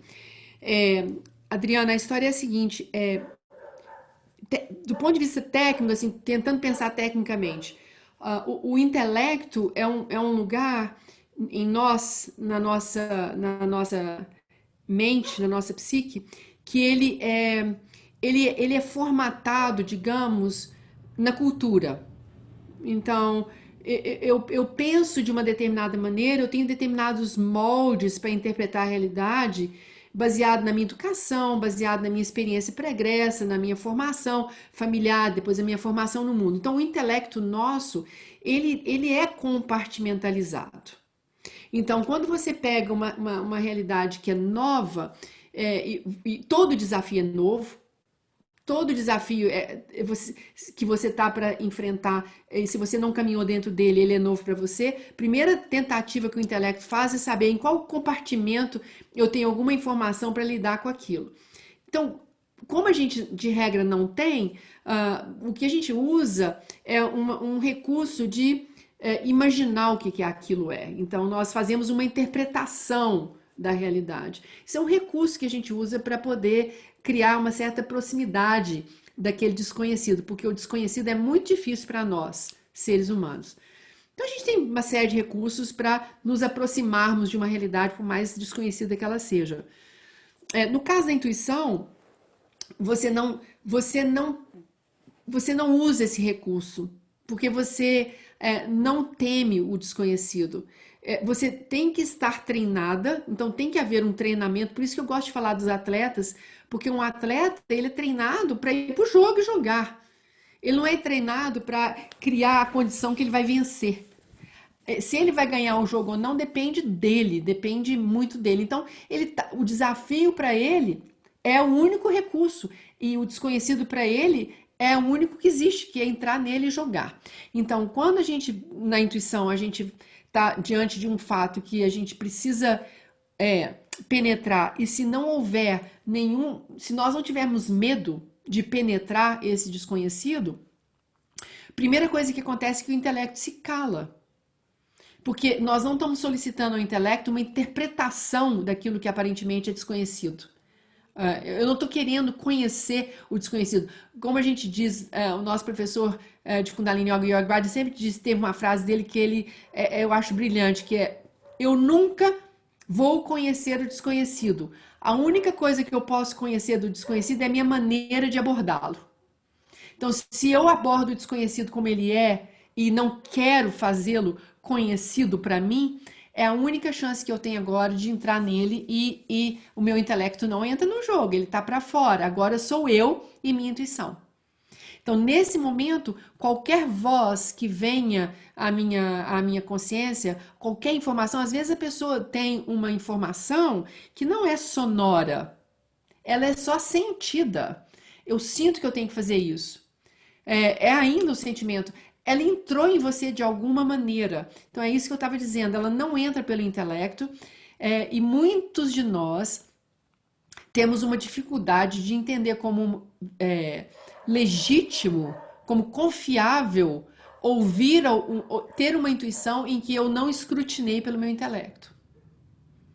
Então, por isso que a gente recusa a voz da inteligência, a voz da intuição. A gente escuta, mas fala: não, bobagem.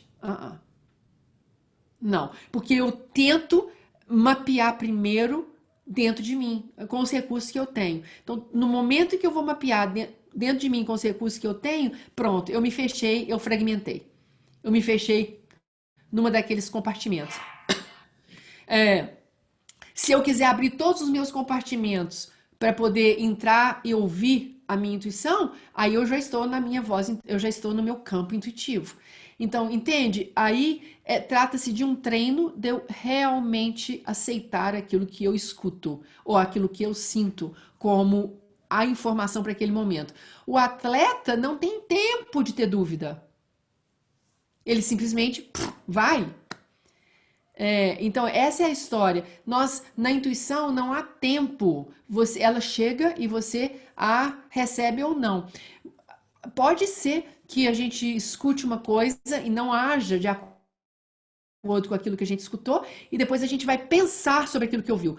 Isso já é outra coisa. Isso já é você agora analisar e interpretar uma fonte intuitiva sua. É outra história. Aquele momento já passou. Se você for tentar usar aquela informação no momento seguinte, já não é mais. Talvez já não seja o que você precise fazer. A intuição, ela é instantânea para uma realidade que você se coloca nela de modo instantâneo.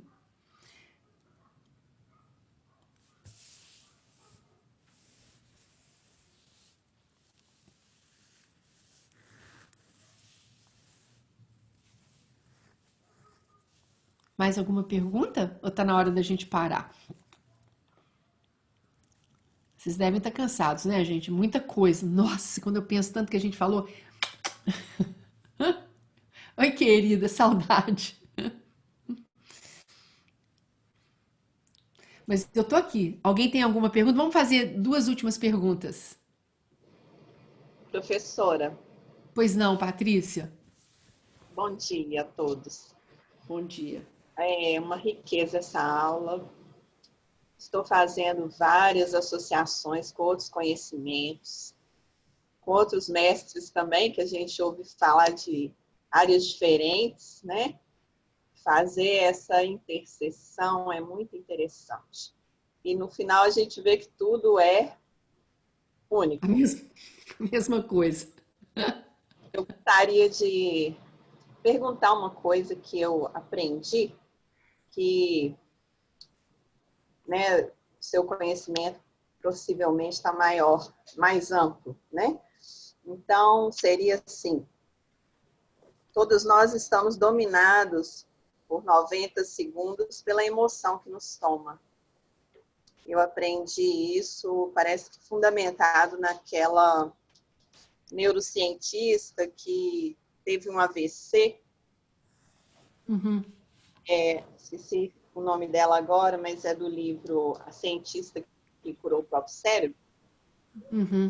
Então, eu sou da área de psicologia e aprendi aquela respiração com pausas como uma forma, um recurso de lidar com essas emoções que nos chegam. E eu ouvindo você falar que não estamos prontos, né? E sempre que o desafio nos toma, como você falou aí, romper o seu sagrado, romper o sagrado, eu fiquei pensando nisso, né? Como acionar esses recursos de modo simples, que a gente possa também orientar também os nossos pacientes, os nossos clientes, e a gente mesmo praticar, porque eu acredito que o que não é validado com a gente, nós não conseguimos ter autoridade com os outros para sugerir nem passar.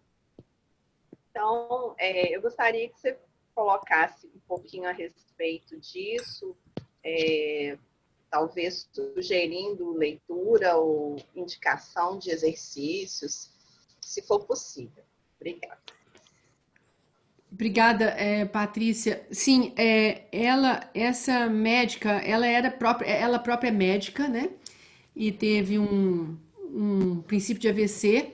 Não, ela teve um AVC e ela sabia que ela estava tendo um AVC e estava sozinha e foi tomada por um pânico, sendo médica, sabendo, ela antecipou tudo que ia acontecer com ela. E então ela sabia que se ela continuasse naquele quadro de antecipação, ela morreria. Então a técnica que ela usa, que ela ensina é da respiração, para ela poder sair do pânico e sair da ansiedade, da antecipação e ela então ter condição de chegar até um hospital ou pedir ajuda, não me lembro como que ela fez. Se eu tivesse que sugerir um genérico eu sugeriria Kirtan Kriya, e vocês podem ir para o Google.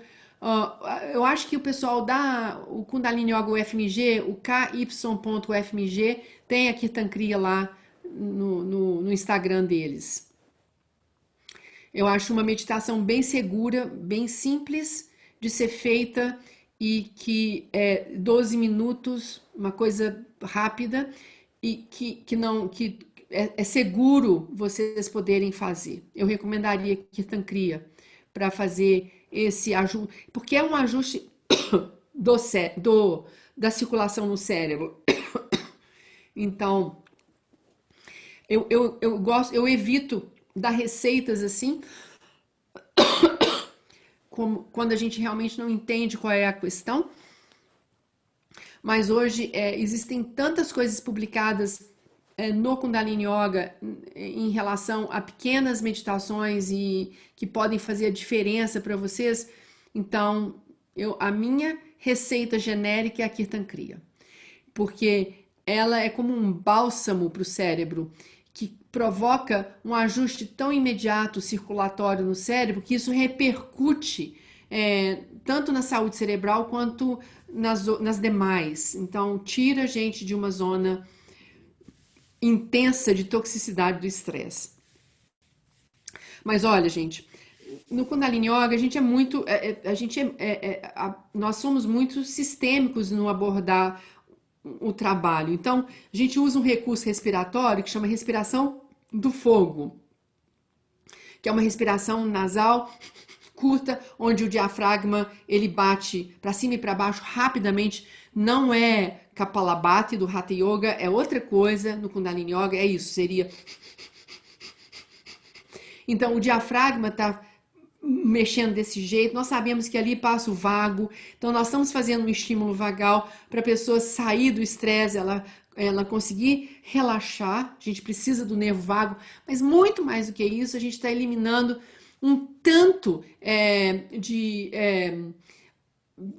resultado metabólico que estaria no corpo disponível para pegar um radical livre e criar uma influência tóxica no nosso corpo e no nosso cérebro. A gente está mandando a gente está fazendo uma desintoxicação, e é verdade, a gente faz uma desintoxicação. Então não é só uma coisa. Então tem alguns recursos que eles são magníficos, porque embora simples, eles podem atuar de uma forma muito ampla. Mas se eu tiver que deixar uma dica aqui, Kirtan Kriya. E o tempo mínimo da Kirtan Kriya pode ser 6 minutos. Ok. Maravilha. Obrigada. Nada. Última pergunta. Uau. Isso que eu chamo satisfação, ou seu dinheiro de volta. Ninguém tem mais pergunta, não. Sandra, Oi, Sol. não é bem uma pergunta. Eu estou querendo entender melhor a parte onde você diferencia a moral e a ética, e coloca a moral como uma coisa individual, fazendo parte praticamente do modo de sobrevivência, e a ética do modo de crescimento. Eu não consegui muito diferenciar as duas coisas. Ô Sol, eu só peguei um rabo aqui, eu peguei uma carona na filosofia, e essa é a maneira que na filosofia se distingue ética e moral, a ética da moral. A moral na filosofia, é tudo que é bom para mim. Não tem nada a ver com pessoa de grande moral, não é isso, não é caráter. Na filosofia, moral é aquilo que é bom para mim, e ética é aquilo que é bom para todo mundo. No Kundalini Yoga a gente faz grandes viagens filosóficas quando a gente conversa sobre a vontade pessoal e a vontade dita divina, que é a vontade do todo contra a minha vontade pessoal. Então, na filosofia tem essa distinção entre ética e moral.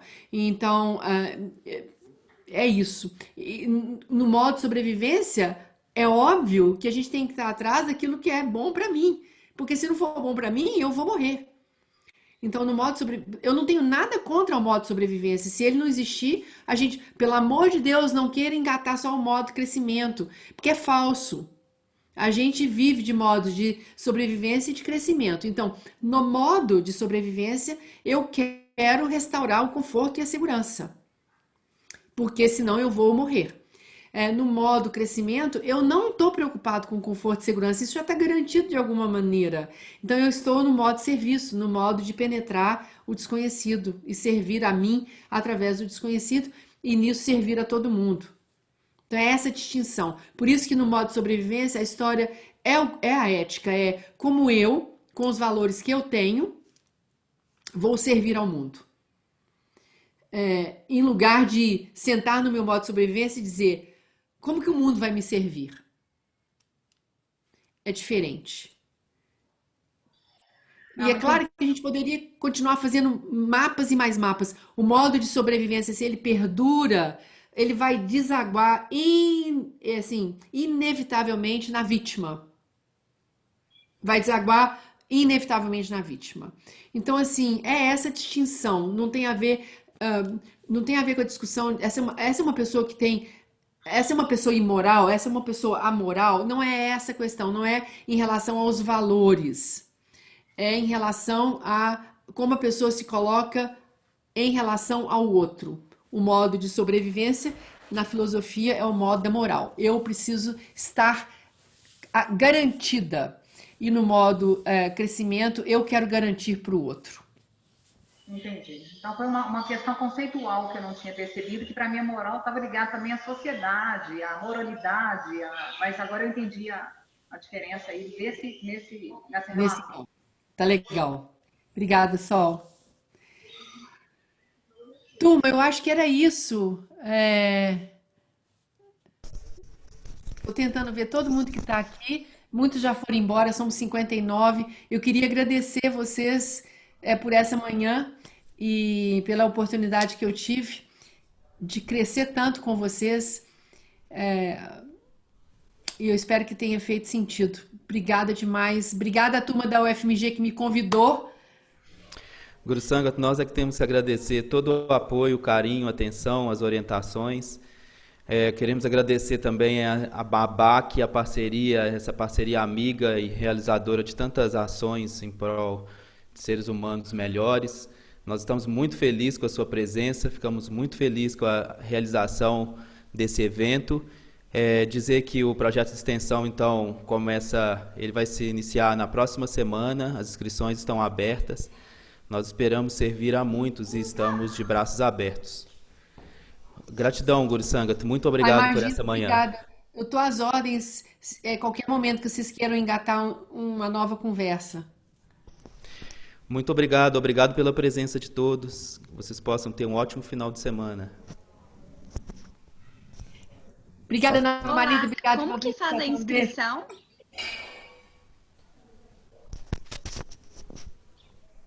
A inscrição, como vai fazer? Oi. As inscrições estão sendo divulgadas pelas unidades da educação física, da medicina, da FALE. E você preenchendo o formulário aqui, nós podemos mandar maiores informações. Beijo, turma. Beijo. Beijo. Satnam. Obrigada, Guru Sangat. Obrigada a vocês. Gratidão, pessoal. Muita gratidão.